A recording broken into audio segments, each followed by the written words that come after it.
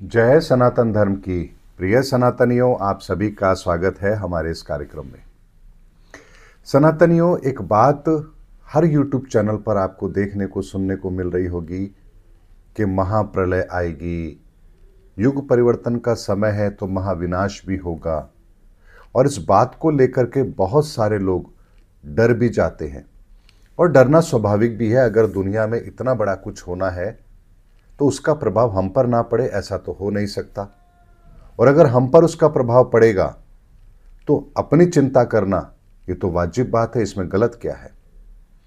लेकिन सनातनियों, आज के वीडियो में मैं आपको वही सनातन कारण बता रहा हूं कि ऐसा आखिर क्यों होता है, क्यों प्रकृति मजबूर होती है इस तरह के बड़े परिवर्तन को लाने के लिए, और ये जो बड़ा परिवर्तन होता है ये हम सबको कैसे बाध्य करता है उसको स्वीकार करने के लिए। इस बात की गंभीरता को आज आप इस वीडियो को यदि अंत तक देखेंगे तो आपको बहुत आसानी से हर बात समझ आ जाएगी। सनातनियों, इस दुनिया के अंदर जितने भी हम लोग रहते हैं, 800 करोड़ लोग रहते हैं। हम सबकी अपनी अपनी योग्यताएं हैं, अपनी अपनी मान्यताएं हैं, अपनी अपनी विचारधारा है, अपनी अपनी परिस्थिति है। हर व्यक्ति अपने तरीके से जिंदगी जीना चाहता है और जिंदगी जी भी रहा है। लेकिन वर्तमान के अंदर मैं अगर आपसे कहूं कि आपके जीवन के अंदर परेशानियां हैं और उसका समाधान यदि आप चाहते हैं तो आपके सामने उस समाधान के रूप में किस चीज को रखा जाता है। अगर आप दुखी हैं, परेशान हैं, तो कहा जाएगा भैया घूम फिर कर आओ, ऐश आराम करो, मस्त रहा करो। अगर आपको कोई शारीरिक पीड़ा है तो कहा जाएगा भैया अच्छे से अच्छे हॉस्पिटल में इलाज कराओ, सब ठीक हो जाएगा। अगर आप गरीब हैं तो आपको लगता है कि पैसा अगर आपके पास आएगा तो आपकी हर समस्या का समाधान हो जाएगा। अगर बच्ची है, उसकी शादी कर दी, कहीं कोई परेशानी है, अगर वो बच्ची अपने पांव पर खड़ी है तो कोई चिंता नहीं है, वो बच्ची अपनी जिंदगी आराम से काट लेगी। यानी आपके जीवन के अंदर, वर्तमान के अंदर जिस एक चीज को बेतहाशा इस तरीके से इन्वॉल्व कर दिया गया है कि उसके बिना हम जीवन की कल्पना भी नहीं कर सकते, तो वो है धन, अर्थ, पैसा। यानी हमारी हर चीज आज वर्तमान के अंदर पैसे पर आकर के टिक गई है। तो ऐसे में अगर हमें केवल और केवल पैसे की भाषा ही समझ में आती है तो ऊपर वाला हमें अपनी बात समझाने के लिए क्या प्रयोजन करेगा, जरा इस बात का अंदाजा लगाइए। 2020 के अंदर उसने हमें पहले हमारी मन पर चोट करके समझाने का प्रयास किया कि शायद हम समझ जाएं। कोविड आया, हम सब मन से कितने विचलित और दुखी थे, ये बात किसी से छिपी नहीं है। थोड़े समय के लिए हम पर उसका असर भी हुआ। हमने अच्छी अच्छी बातें करना शुरू किया, परिवार के महत्व को समझा, लेकिन जैसे जैसे कोविड का समय वो बीतता चला गया, हम वापस से उसी ढर्रे पर आ गए जिस पर हमें नहीं होना चाहिए। ऐसे में अगर वर्तमान में हम सब की नींव अगर पैसे के ऊपर टिकी है तो सोचिए यदि उस ऊपर वाले ने हमारी इस नींव को हिला दिया तो हमारा क्या होगा। इस बात की गंभीरता को समझिए कि वो कौन सा हथियार है जो अब ऊपर वाला प्रयोग में लेने वाला है, हम सबकी मति को ठीक करने के लिए, हम सबको रास्ते पर लाने के लिए। अगर दुनिया के अंदर महामारी आई तो उसका इलाज हमने कर लिया, कोई और परेशानी आएगी उसका भी समाधान हम कर लेंगे, लेकिन अगर आर्थिक व्यवस्था ही चरमरा गई तो पूरी दुनिया के लोग क्या करेंगे, क्योंकि हमारी हर चीज तो इसी पर टिकी हुई है। अगर आज किसी व्यक्ति से कहा जाए कि बिना पैसे के वो अपने जीवन की कल्पना करे तो शायद ही वो कर पाएगा, और ये हकीकत भी है। अगर आज मैं आपसे बात कहूं कि क्या भगवान का नाम बिना पैसों के हो सकता है? नहीं हो सकता। अरे केदारनाथ चलना है, बद्रीनाथ चलना है, चार धाम की यात्रा करनी है, वैष्णो देवी जाना है, अगर घर में कोई फंक्शन कराना है, रामायण पाठ कराना है, पैसे तो चाहिए। अगर मैं कहूं क्या शिक्षा वो बिना पैसों के मिल जाएगी, वो भी नहीं मिलेगी। क्यों नहीं मिलेगी? भैया अच्छे स्कूल में एडमिशन कराना है, मोटी फीस तो देनी पड़ेगी। तो क्या आपको स्वास्थ्य वो निःशुल्क मिल जाएगा? नहीं। अच्छे हॉस्पिटल में इलाज कराना है, उसके लिए पैसे चाहिए। तो क्या रिश्ते नाते आपके ऐसे ही बन जाएंगे, निभ जाएंगे? नहीं, वो भी नहीं निभेंगे। कहीं जाना है तो उपहार लेकर जाना है, शादी में जाना है तो गिफ्ट लेकर जानी है, उसे बुलाना है तो इतना खर्च तो करना पड़ेगा, शादी करनी है तो इतने मेहमान होंगे, इतने लाख रुपए तो लगेंगे। अगर जन्म हुआ है तो क्या वो बिना पैसों के हो जाएगा? नहीं हो सकता। अस्पताल का खर्चा भी है, फिर उसका प्रोग्राम भी करना है, जलवा भी करना है, उसमें भी पैसा चाहिए। अगर किसी की मृत्यु हो गई तो क्या वो बिना पैसों के हो जाएगा वो काम? वो भी नहीं होगा। उसके क्रियाक्रम के लिए पैसे चाहिए, शमशान में पैसे चाहिए, उसके अलावा उसकी तेरहवीं के लिए भी पैसे चाहिए। तो ऐसा कौन सा काम है जो इस समय पर आप ये कल्पना कर सकते हैं कि बिना पैसों के वो काम हो सकता है? एक भी काम ऐसा नहीं है जो बिना पैसों के हो सकता है। तो एक बात मुझे बताइए, क्या ऊपर वाले ने इस दुनिया को इसी तरह से बनाया था कि जहां बिना पैसे के कुछ हो ही ना सके? और अगर हमारी सारी की सारी चीजें अगर पैसों पर आकर के टिक गई हैं तो इतना समझिए, ऊपर वाला हमें अपनी बात समझाने के लिए मजबूर करेगा तो हमारे इसी नींव को वो हिलाएगा जहां हम चारों खाने चित्त होंगे और हमें मजबूर होकर के उसकी बात को सुनना पड़ेगा। और इसीलिए मैं कहता हूं कि युग परिवर्तन के अंदर जो सबसे आखिरी अस्त्र होगा ऊपर वाले का, जो हम पर चलेगा, वो आर्थिक मंदी ही होगा। यानी हमारे पास अब कुछ करने के लिए वो ताकत ही नहीं बची, क्योंकि हमने अपने हर काम की ताकत को पैसों के साथ कनेक्ट करके रखा है। लेकिन क्या वास्तव में ये सब कुछ सही है? इस बात का भी आकलन हम जरा कर लेते हैं। मैं आपसे एक प्रश्न पूछता हूं, आपके घर का बजट, किचन का बजट कितना है? यानी एक सामान्य से 3 लोग अगर एक घर के अंदर हैं, परिवार में हैं, तो यकीन मानिए 10,000 रुपए में आप अपने किचन का बजट बहुत आराम से चला सकते हैं। अगर 6 लोग हैं तो 25,000 मान लीजिए। अगर आपका परिवार बड़ा है तो 50,000 रुपये महीना मान लीजिए। इससे ज़्यादा आपको पैसों की ज़रूरत नहीं है अपने घर के बजट को चलाने के लिए, जिसमें आप अच्छे से अच्छा खाएंगे पिएंगे। आपको सोचने की ज़रूरत नहीं है कि घी कितना काम में लेना है, तेल कितना काम में लेना है, ड्राई फ्रूट्स चाहिए नहीं चाहिए, फ्रूट्स घर में आएंगे या नहीं आएंगे। आपको कुछ भी सोचने की ज़रूरत नहीं है। आप अच्छे से अच्छा खा सकते हैं। 50,000 रुपये में आपकी कितनी बड़ी फैमिली हो, आप आराम से वो खर्चा चला सकते हैं यदि 7-8 लोगों की भी आपकी फैमिली है तो। लेकिन उसके बाद भी 1 लाख कमाने वाला भी परेशान है, 2 लाख कमाने वाला भी परेशान है, 3 लाख कमाने वाला भी परेशान है।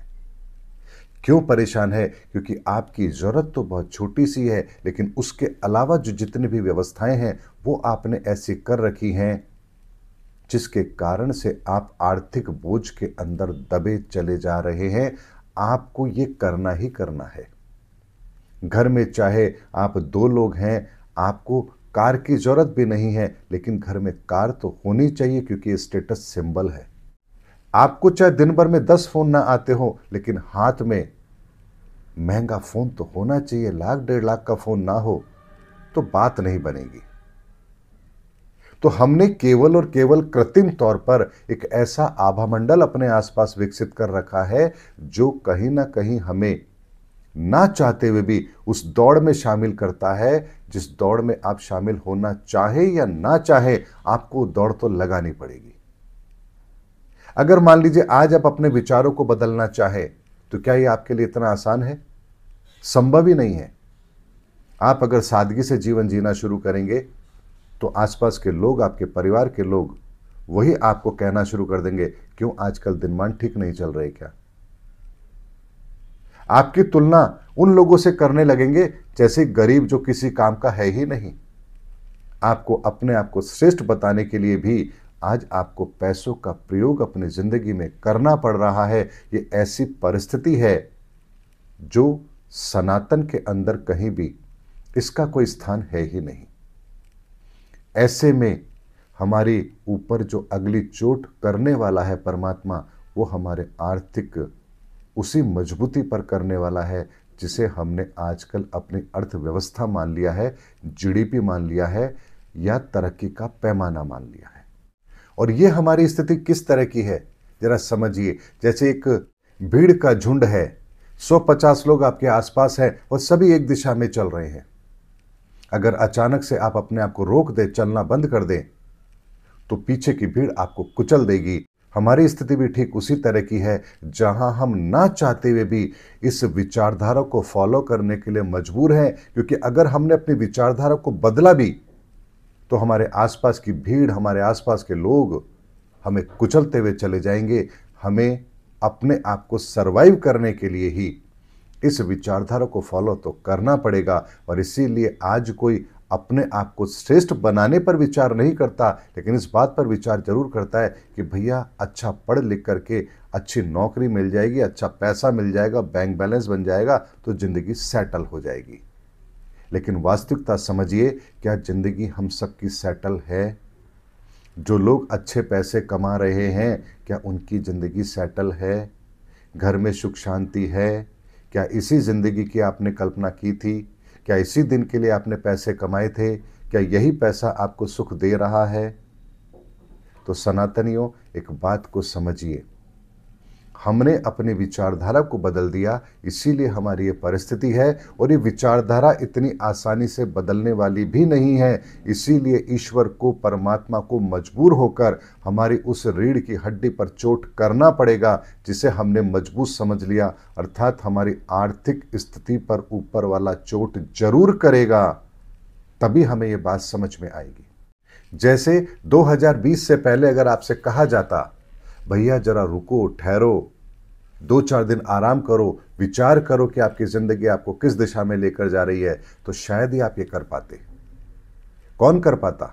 पूरी दुनिया तो काम कर रही है, पूरी दुनिया दौड़ रही है, और आप 4 दिन विचार करने के लिए घर पर बैठ सकते थे। आपके घर वाले ही आपको नहीं बैठने देते।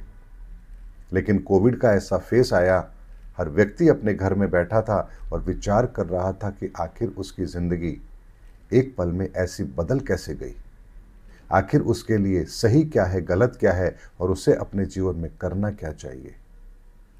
और निसंदेह उसके बाद हम लोगों ने अपनी जिंदगी के अंदर बहुत बड़े बदलाव किए हैं, इसमें कोई दो राय नहीं है। लेकिन वो बदलाव पर्याप्त नहीं है, इसीलिए हमारे ऊपर अब दूसरी चोट होने वाली है, और वो है फाइनेंस की चोट, अर्थ की चोट। यानी कि पूरी दुनिया के अंदर एक ऐसी आर्थिक मंदी का दौर जहां हर आदमी मजबूर होगा एक साधारण जिंदगी जीने के लिए, क्योंकि जब है ही नहीं तो करोगे क्या।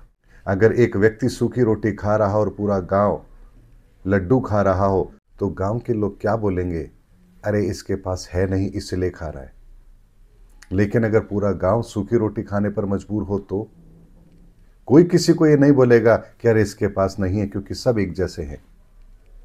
इसीलिए जो समानता का भाव पूरी दुनिया के अंदर आएगा, पूरी दुनिया उस सनातन को स्वीकार करने पर मजबूर होगी, अपनी इस तरक्की पर पुनर्विचार करने के लिए मजबूर होगी, तो केवल और केवल तब होगी जब हमारी इस आर्थिक स्थिति पर चोट लगेगी और ये आखिरी वज्र प्रहार ऊपर वाला हम पर करेगा जरूर,